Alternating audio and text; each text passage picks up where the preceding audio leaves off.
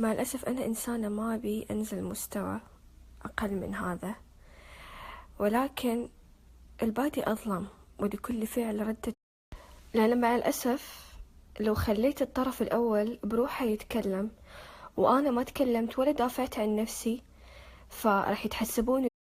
واللي يقول ما يهمك آراء الناس ما مش عارفة إيش، مع الأسف إنه أنا كان شخص في حياتي خلى حياتي كلها في السوشيال ميديا. ومع الأسف البزرنة هذه اللي قاعدة تصير، إن كل ما يصير مثلا نزاع بين الزوجين عادي كل الناس تتنازع، بس الواحد ما يروح السوشيال ميديا فمع الأسف الواحد عشان الشهرة يبيع اللي قدامه واللي وراه، ويطلع نفسه هو الصح ويخلي الطرف الثاني هو الغلط.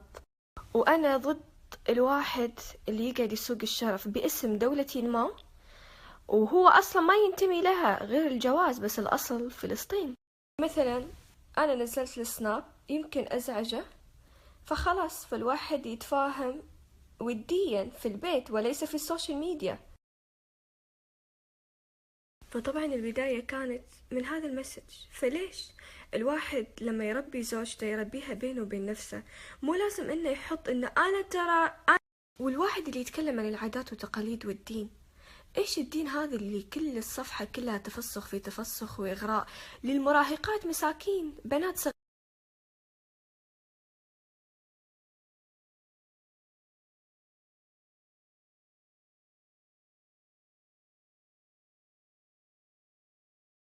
Thank you honey, thank you so much. She's photogenic. لكن هو مو عارف انه بيخليني اتمسك في النعمه اللي عندي. فكرة الحسودي ليش؟ لانه الحسود ثاني يخص البنات، بيكتبوا لي ما لقيت الا دي، ما لقيت الا دي، ما لقيت الا مريم. انا لو لقيت احسن من مريم ما راح اروح لها، راح اروح لمريم. كل اللي بقوله لا تنسوا انه الاعمال بالنيات وربنا غفور رحيم.